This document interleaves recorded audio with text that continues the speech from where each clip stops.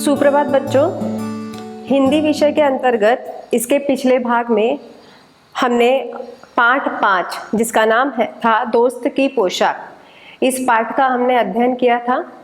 आज हम कविता 6 जिसका नाम है नाव बनाओ नाव बनाओ, इस कविता का अध्ययन करेंगे। तो सबसे पहले छात्रों, इस कविता के जो कवि हैं जिनका नाम है हरिकृष्ण दास गुप्त, इस कविता में इन्होंने नाव के बारे में बताया है।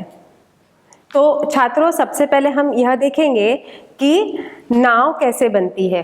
तो आपको सभी को पता है कि जो नाव होती है वो पानी में तैरती है। पता है आपको, नाव में बैठकर भी हम जाते हैं। अगर हमें एंजॉय करना होता है तो हम क्या करते हैं, नाव में बैठकर उसमें यात्रा करते हैं, है ना। तो आज मैं आपको दिखाती हूँ कि जो कागज की बनी नाव होती है वो पानी में कैसे तैरती है। तो बच्चों ये देखो, ये पानी है और ये हमारी नाव है ना। तो ये देखो, हम जब छोटे थे तब हम भी बारिश के मौसम में क्या करते थे, ऐसे ही कागज की नाव बनाते थे और हम क्या करते थे, इसे ऐसे बारिश के पानी में हम छोड़ते थे। और इस तरीके से यह जो नाव है ये बारिश के पानी के साथ साथ, जैसे ही बारिश का पानी आगे बहता जाता था वैसे ही यह नाव भी बारिश के पानी में आगे आगे बहती जाती थी। तो इसी तरीके से इस कविता में जो हरिकृष्ण गुप्त जो है वो इस कविता में बारिश के पानी की बूंदों का भावार्थ बताना चाहते हैं। तो इस कविता में कवि यह कहना चाहते हैं कि बारिश का जो पानी है वो कब बरसता है, जब आसमान में काले बादल छाए होते हैं तब बारिश बहती है। और उस बारिश के पानी को देखकर बच्चा भी जो है वो खुश होता है। और इस कविता में जो बच्चा है वह अपने मन के भाव प्रकट करना चाहता है। इसमें एक बच्चा अपने भैया को बुलाता है और अपने भैया से कहता है कि भैया तुम जल्दी आओ और इस बारिश का मजा उठाओ और मेरे साथ नाव बनाकर इस बारिश के पानी में छोड़ो, ताकि इस बारिश का आनंद मेरे साथ आपको भी मिले। तो छात्रों, इस कविता का मैं पठन कर रही हूँ और उसके साथ ही मैं स्पष्टीकरण भी कर रही हूँ। नाव बनाओ भैया मेरे जल्दी आओ, वह देखो पानी आया है, घिर घिर कर बादल छाया है, सात समुंदर भर लाया है। यहाँ पर एक बच्चा है जो अपने भैया से कह रहा है नाव बनाओ। मतलब कि भैया को वह बुला रहा है और कह रहा है भैया बारिश का मौसम है, आसमान में काले काले बादल छाए हुए हैं। यहाँ पर एक शब्द आया हुआ है छात्रों, घिर घिर। उसका मतलब होता है कि आसमान में चारों तरफ बादल छाए हुए हैं और बादल छाने से वह बारिश की बूंदे आसमान से धरती पर बरसा रहा है, जिसके कारण 7 समुंदर भर लाया है। मतलब कि जो बारिश की बूंदे है उससे जो इस धरती पर 7 समुंदर है, समुद्र मतलब बड़ा समुद्र जो है वो बारिश के बूंदों से भरा हुआ है। तो भैया तुम जल्दी आओ और उस बारिश के मौसम में, उस बारिश के पानी में नाव बनाकर छोड़ो। तुम रस का सागर भर लाओ भैया मेरे जल्दी आओ। यहाँ पर बच्चा कह रहा है कि जिस तरीके से आसमान में जो बादल है वह बारिश बरसा रहे हैं, उसी तरीके से हमें भी क्या करना है कि रस का सागर भरना है। रस का सागर भरना है मतलब हमें भी उतना ही उत्साह दिखाना है। रस का सागर, रस का मतलब होता है जूस, जैसे गन्ने का रस होता है ना, जैसे गन्ने का जूस होता है या आम का रस होता है। अभी गर्मी का मौसम है तो हम गन्ने का रस पीते हैं या फिर आम का रस पीते हैं क्योंकि हमारे लिए बड़ा ठंडक पहुंचाता है। तो उसी तरीके से यहाँ पर रस का मतलब है जूस। और यहाँ पर सागर, सागर का मतलब तो समुद्र होता है ना, पर यहाँ पर सागर का मतलब है छात्रों कि एक प्रकार का बर्तन जिसमें हम रस भरते हैं, जिसमें हम नींबू शरबत, जैसे नींबू का शरबत होता है, एक बर्तन में हम नींबू शरबत बनाते हैं या कोई रस बनाकर जिस बर्तन में रखते हैं। तो यहाँ पर जो बच्चा है वो अपने भैया से कह रहा है कि तुम भी रस का सागर भर कर लाओ, मतलब कि इस बारिश का आनंद उठाने के लिए एक बर्तन में मीठा रस भर कर लाओ, ताकि हम ये बारिश का आनंद और अच्छी तरीके से उठा सके। आगे बच्चा का क्या कह रहा है, पानी सचमुच खूब पड़ेगा, लंबी चौड़ी गली भरेगा, लाकर घर में नदी धरेगा। मतलब बच्चा जो है अपने भैया से कह रहा है कि पानी सचमुच खूब पड़ेगा, जो बारिश का पानी है वह बढ़ते ही जाएगा, लंबी चौड़ी गली भरेगा, बारिश जो है इतनी आएगी कि जिससे अपनी जो गली है वह भी भर जाएगी। क्योंकि देखो छात्रों, जब बारिश बहुत जोर से आती है तो हमारे घर के सामने जो रास्ते होते हैं या हमारी गली जो होती है जहाँ पर हम रहते हैं, गली गली में भी हम रहते हैं, तो वहाँ के रास्ते जो है वो पानी से क्या हो जाते हैं, भर जाते हैं, है ना। तो उसी तरीके से यहाँ पर बच्चा जो है अपने भैया से कह रहा है कि इतनी जोर की बारिश होगी कि जो हमारी गली है, हमारे घर के सामने के जो रास्ते हैं वह पानी से भर जाएगी। लाकर घर में नदी धरेगा, हमारे सामने बारिश का पानी इतना भर जाएगा कि उस पानी को मैं घर में लाकर रखूंगा। यहाँ पर धरेगा, धरेगा का मतलब है रखना। तो यहाँ पर बच्चे का कहना यह है कि घर के सामने जितना पानी भरा हुआ रहेगा वो सारा पानी मैं घर में लाकर रखूंगा।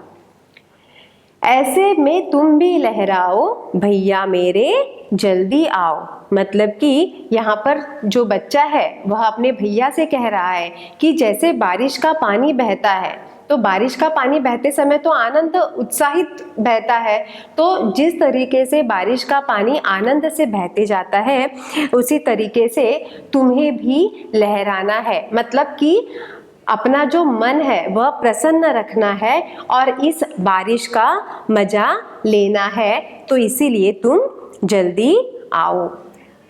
गुल्लक भारी अपनी खोलो, हल्की मेरी नहीं टटोलो, पैसे नए नए ही रोलो।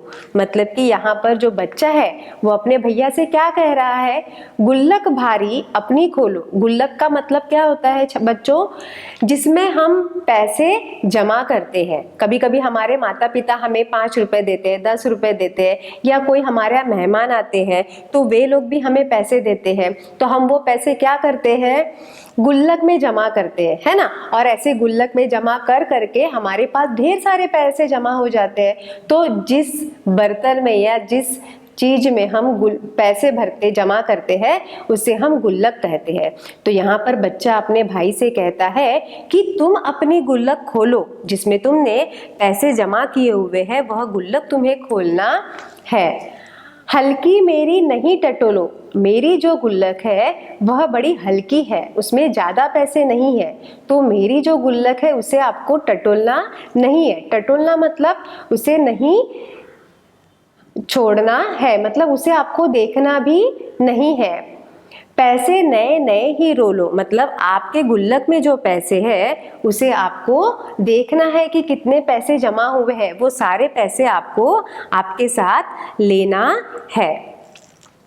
आगे बच्चा अपने भैया से क्या कहता है, फिर बाजार लपक तुम लाओ, भैया मेरे जल्दी आओ। बच्चा भैया से कहता है कि तुम अपने गुल्लक से पैसे लेकर बाजार जाकर जितनी भी चीजें हैं सारी चीजें जल्दी लेकर आओ। ले आओ कागज चमकीला, लाल हरा या नीला पीला, रंग बिरंगा खूब रंगीला। मतलब कि यहाँ पर बच्चा अपने भैया से कहता है कि बाजार से कौन सी चीज लाना है, तो वो कहता है कि बाजार से चमकीला कागज लाना है। जो चमकीला वाला कागज होता है वह आपको बाजार से लेकर आना है, और उस कागज का रंग कौन सा होना चाहिए, तो लाल हरा या नीला पीला। मतलब कि जो कागज है वह मुझे कैसा चाहिए, रंग बिरंगा और चमकीला कागज मुझे चाहिए। तो भैया तुम जल्दी से बाजार जाओ और मेरे लिए रंग बिरंगा चमकीला कागज लेकर आओ। किस लिए? जो बच्चा है वह अपने भैया को ये रंगीला और चमकीला कागज क्यों लाने के लिए कहता है? तो हम देखते हैं आगे क्या कहता है बच्चा। कैंची चुटकी हाथ चलाओ, भैया मेरे जल्दी आओ। मतलब कि जो बच्चा है वह कहता है कैंची चुटकी हाथ चलाओ, मतलब जैसे कैंची सरसर चलती है वैसे ही अपना हाथ चलाना है। जैसे हम चुटकी बजाते हैं, हम चुटकी बजाते हैं ना, तो चुटकी कैसे फट से बजती है, कैंची कैसे सरसर सरसर चलती है, वैसे ही भैया तुम जल्दी जल्दी हाथ चलाओ। छप छप कर कूड़े से अड़ती, बूंदों लहरों लड़ती बढ़ती, सबकी आंखों चढ़ती गढ़ती। अब क्या कहता है बच्चा कि भैया तुमने जो चमकीला कागज लाया है उसकी क्या करना है, हमें नाव बनाना है। और वह जो नाव है वह हमें, ये जो बारिश का पानी बह रहा है उस बारिश के पानी में यह नाव हमें छोड़ना है। छप छप कर कूड़े से अड़ती, कूड़ा मतलब छात्रों क्या होता है, कचरा, और अड़ती मतलब जो चीज अड़ती है, अड़ती मतलब रुकना। तो यहाँ पर बच्चा कहता है कि जब हम बारिश के पानी में नाव छोड़ेंगे तो वह कूड़े में जब अटक जाएगी और कूड़े में अटकने के बाद वह फिर बूंदों लहरों से आगे बढ़ेगी। थोड़ी देर अटकने के बाद, थोड़ी देर रुकने के बाद वह फिर लहरों के माध्यम से आगे बढ़ती जाएगी। मतलब ये जो नाव है यह कूड़े से भी लड़कर आगे उस लहरों से बढ़ती जाएगी। और जब हमारी नाव उस लहरों के साथ बढ़ती जाएगी तब सबकी आंखें चढ़ती गढ़ती रहेगी, मतलब सभी लोग देखते ही रह जाएंगे कि हमारी जो नाव है वह इन लहरों के साथ साथ कैसी बढ़ती जा रही है। नाव तैरा मुझको हर्षाओ, भैया मेरे जल्दी आओ। यहाँ पर बच्चा अपने भैया से कह रहा है कि जो नाव है वह उस बारिश के पानी में तैराना है। तैरा मतलब तैरना, जैसे हम पानी में तैरते हैं या नाव जो तैरती है, तो उसी तरीके से बच्चा कह रहा है कि बारिश में जो नाव तुम तैरा रहे हो उसका मुझे मजा उठाना है, उसका मुझे आनंद लेना है। तो भैया आप जल्दी से आओ। क्या कहते, मेरा क्या बस का, क्यों तब फिर यह किसके बस का, खोट सभी है बस आलस का। मतलब कि यहाँ बच्चा अपने भाई से कह रहा है कि यह मेरे बस का काम नहीं है, मुझे नाव तैराना तो आता ही नहीं है, तो फिर यह किसके बस का है, तो यह काम सिर्फ आप ही कर सकते हो। बस आपका जो आलस है वह दूर भगाना है।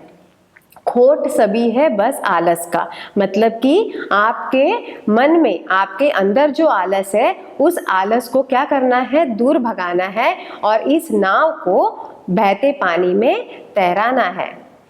तो बच्चा कहता है भैया से, आलस छोड़ो सब कर पाओ, भैया मेरे जल्दी आओ। मतलब कि बच्चा अपने भाई से कहता है कि बस तुम आलस छोड़ दो, अगर तुमने आलस छोड़ा तो तुम सब कर पाओगे। तो इसी तरीके से भैया से वह कहता है तुम जल्दी आओ और मुझे नाव पानी में तैराकर मुझे आनंदित वातावरण निर्माण करके दो। तो इस तरीके से जो बच्चा है, बच्चा बारिश का मौसम बड़े आनंद से लेता है, उसे बारिश का मौसम बड़ा अच्छा लगता है और खासकर वह क्या करना चाहता है छात्रों, वह अपने भाई से नाव बनाकर उस बारिश के पानी में, उस पानी की लहरों में छोड़ने का आनंद लेना चाहता है।